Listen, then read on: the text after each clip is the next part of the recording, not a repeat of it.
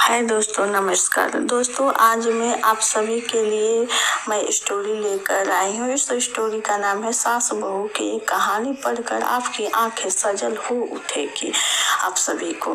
तो दोस्तों, अगर आप सभी जो भी इस चैनल को अभी तक सब्सक्राइब नहीं किए हैं तो प्लीज सब्सक्राइब कर लीजिएगा, ताकि इस चैनल का नोटिफिकेशन सबसे पहले आप तक पहुंचे। तो आइए मैं आप सभी को इस स्टोरी में ले चलती हूँ।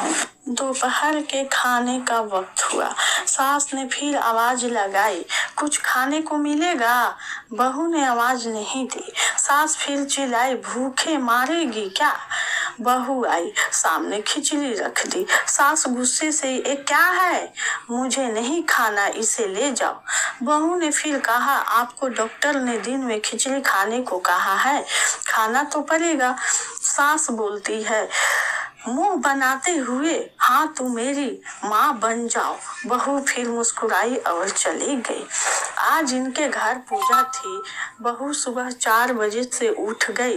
पहले स्नान किया, फिर फूल लाई, माला बनाई, रसोई साफ की, पकवान और भोज बनाया। सुबह के 10 बज गए। अब सास भी उठ चुकी थी। बहू अब पंडित जी के साथ भगवान के वस्त्र तैयार कर रही थी। आज ऑफिस की छुट्टी थी और उनके पति भी घर पर थे। पूजा शुरू हुई। सास चिल्लाती, बहू ये नहीं है, वो नहीं है।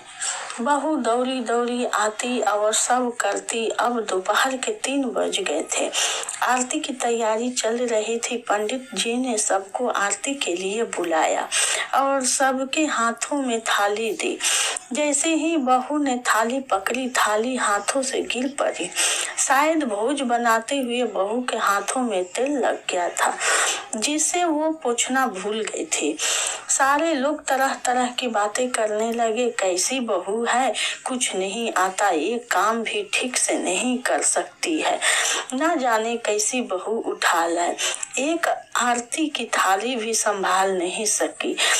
उसके पति भी गुस्सा हो गए, पर सास चुप रही, कुछ नहीं कहा, बस यही बोल के छोड़ दिया, सीख रही है, सब सीख जाएगी धीरे धीरे।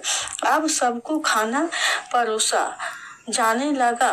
बहू दौड़ के खाना सभी को दी, फिर पानी लाई। करीब 70-80 लोग हो गए थे। इधर 2 नौकर और बहू अकेली। फिर भी वहाँ सारा काम बहुत ही अच्छे तरीके से करती। अब उसकी सास और कुछ आस पड़ोस के लोग खाने पर बैठे। बहू ने खाना परोसा शुरू किया। सबको खाना दे दिया गया। जैसे ही पहला निवाला सास ने खाया, तुमने नमक ठीक नहीं डाला क्या? एक काम ठीक से नहीं करती, पता नहीं मेरे बाद कैसे ये घर संभालेगी। आस पड़ोस वालों को तो जानते ही हो ना साहेब, वो बस बहाना ढूंढते हैं नुक्स निकालने का। फिर वो सब शुरू हो गए, ऐसा खाना है, ऐसी बहू, ये वो सभी लोग बैगरा बैगरा बोलने लगे। दिन का खाना हो चुका था। अब बहू बर्तन साफ करने नौकरों के साथ लग गई।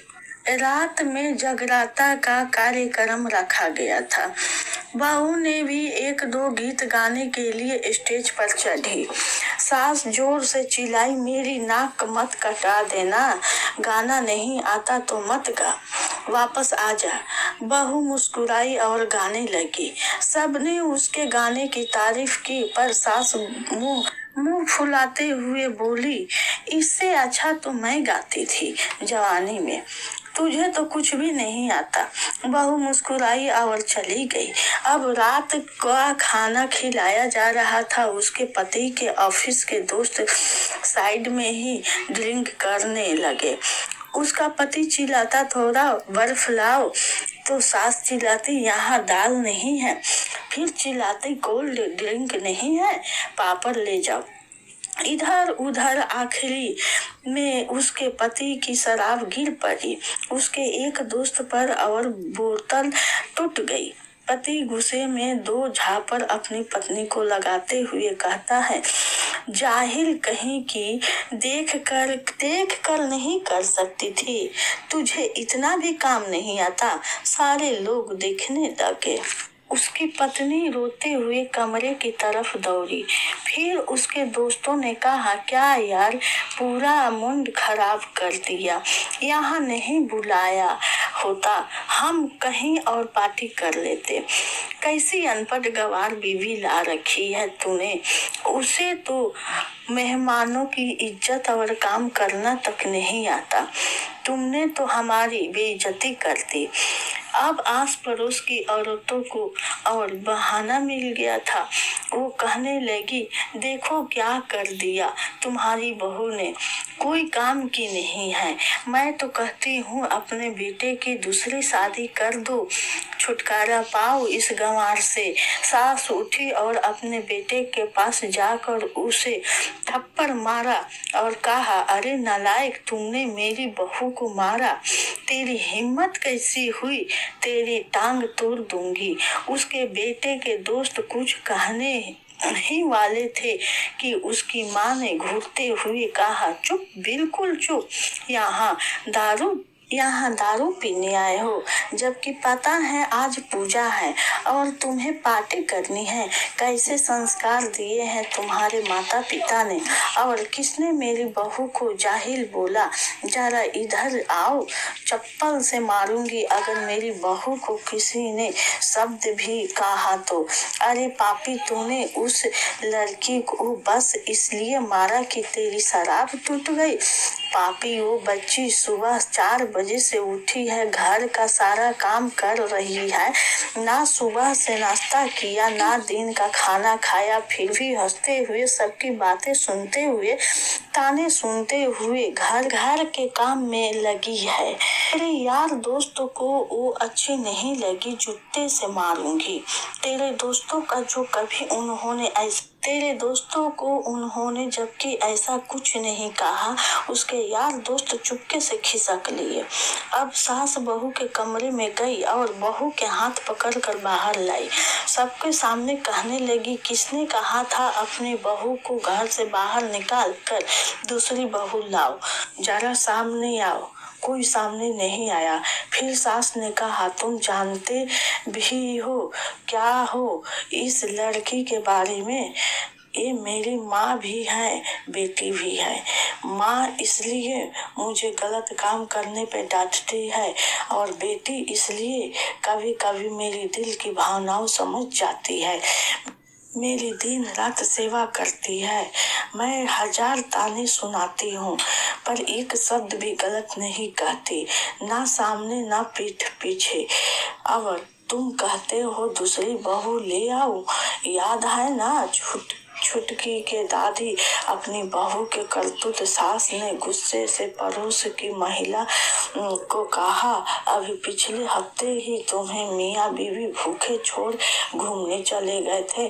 मेरी इसी बहू ने 7 दिनों तक तुम्हारे घर पर खाना पानी, यहाँ तक कि तुम्हारे पैर दबाने जाती थी और तुम इसे जाहिल बोलती हो।